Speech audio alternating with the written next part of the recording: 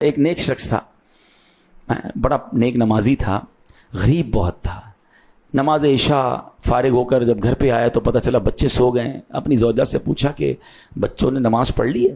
تو کہا بچوں کو کھانے کو کچھ تھا ہی نہیں, رو رہے تھے, میں نے بہلا پھسلا کے بھوکا ہی سلا دیا ہے. کہ نماز تو پڑھانی چاہیے تھی.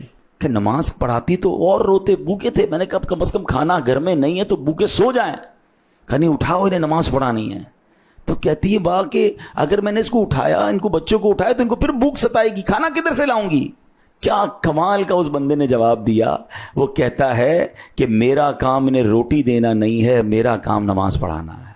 میرا کام میں کروں گا, جس کا کام رزق دینا ہے وہ اس کا کام ہے. ان کو اٹھاؤ, ان کو نماز پڑھاؤ. مجھ پر ذمہ داری ہے کہ میں بچوں کو نماز پڑھاؤں. بھوکے سوئے ہوئے بچوں کو جگایا گیا, نماز کے لیے بچوں کو کھڑا کیا. ابھی سلام نہیں پھیرا تھا, دروازے پر دستک ہوتی ہے, ایک شخص باہر کھانے کی ٹرے لے کر کھڑا ہوا ہے کہ آپ کے لیے کھانا بھیجا گیا ہے. بچے نماز کے بعد پیٹ بھر کر کھاتے ہیں. کاش یہ بات سمجھ آ جائے. رزق کا وعدہ رب کا ہے, مغفرت کی کوشش میں نے کرنی ہے, نماز میں نے پڑھنی ہے, اپنے بچوں کو پڑھانی ہے.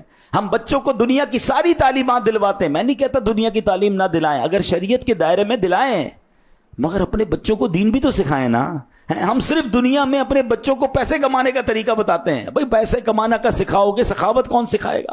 زکوٰۃ کے مسائل کون بتائے گا؟ لوگ بچوں کو مالدار چھوڑ کر جاتے ہیں مگر دین نہیں سکھاتے. وہی بچہ اس مال سے حرام کام کر کے ماں باپ کے لیے عذاب کا باعث بن جاتا ہے. نہیں میرے پیارے اسلام بھائیو, یہ پیرامیٹر چینج کیجئے.